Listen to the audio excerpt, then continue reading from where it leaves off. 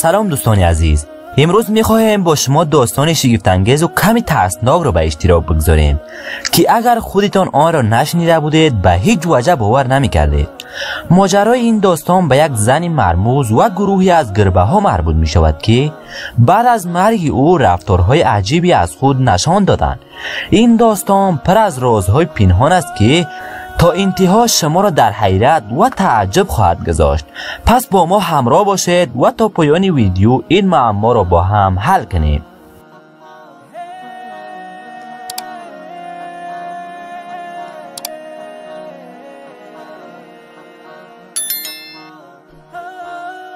در یک روستای کوچک و دور افتاده زنی به نام آنا زندگی میکرد. آنا زنی عجیبی بود که هیچ وقت با مردم زیادی ارتباط نداشت. بیشتری وقتها در خانه خود تنها بود و هیچ کس از رازهای زندگی او خبری نداشت. تنها چیزی که همه میدانستند این بود که او علاقه شدیدی به گربه ها داشت. گربه ها همیشه در اطراف خانه اش بودند و بعضی از آنها حتی در خانه اش زندگی میکردند. اما روزی از روزها آنا به طور مرموزی مرد. هیچ کس نمیدانست که چطور و چرا. تنها چیزی که معلوم بود این بود که شب قبل از مرگش گربه ها از خانه بیرون رفته و چیزی شبیه به یک مراسم عجیب در اطراف خانه برگزار کرده بودند.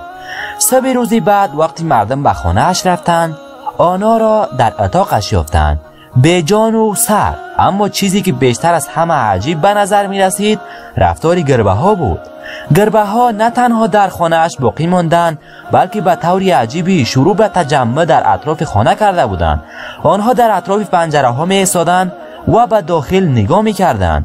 روز به روز تعدادی آنها بیشتر می شد.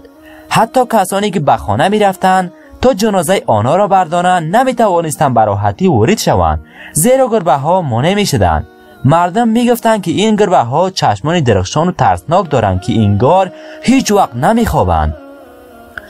پس از چند روز یکی از مردان روستا به نام جان که نسبت به این ماجرا کنجکاو شده بود تصمیم گرفت که به خانه آنا برود و حقیقت را کشف کند. او وارد خانه شد و به اتاق آنا رفت. در حالی که گربه ها هنوز در بیرون جمع شده بودند، جان متوجه چیزی شد که تا آن زمان کسی ندیده بود. بر روی تخت آنا در کنار جسد او یک علامت عجیب به شکل یک دایره با خطوط داخلی مشاهده کرد. به نظر می رسید که این علامت به صورت دستی رسم شده باشد. جان به یاد آورد که آنها همیشه در مورد گربه ها صحبت میکرد و میگفت که آنها رازهایی را میدانند که انسان ها هیچگاه قادر به درک آن نیستند. به نظر می رسید که این گربه ها در گذشته های دور با آنها ارتباطی عمیقی داشتند. شاید آنها قادر به دیدن چیزی بودند که دیگران نمی توانستند ببینند. با گذشت زمان رفتار گربه ها عجیب تر می شد. آنها شروع به جمع‌آوری اجسام مختلف از خانه های اطراف کردند و به خانه آنها می آوردند. برخی از مردم می گفتند که این اجسام شبیه به یک اشیای جادویی و باستانی هستند. دیگران بر این باور بودند که گربه ها در حال انجام یک مراسم باستانی برای بیدار کردن آنها هستند.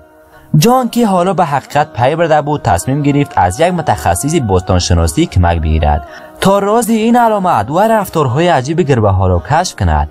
متخصص پس از بررسی های دقیق به این نتیجه رسید که آنها احتمالاً در گذشته ها با یک انجمن مخفی از جادوگران ارتباط داشته و این گربه ها به نوعی حاملان آن اسرار هستند.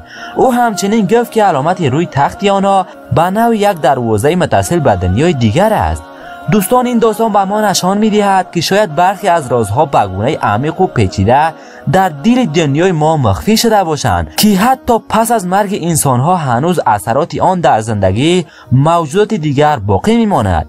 گربه‌ها و حیوانات دیگر ممکن است ارتباطی با دنیای دیگری داشته باشند که ما قادر به درک آن نیستیم. اگر این داستان شما را هم به فکر واداشته، حتما آن را با دوستانتان به اشتراک بگذارید و در نظرات برایمان بنویسید که چه حسی پیدا کردید. تا ویدیوی بعدی، خداوند نگهدارتان.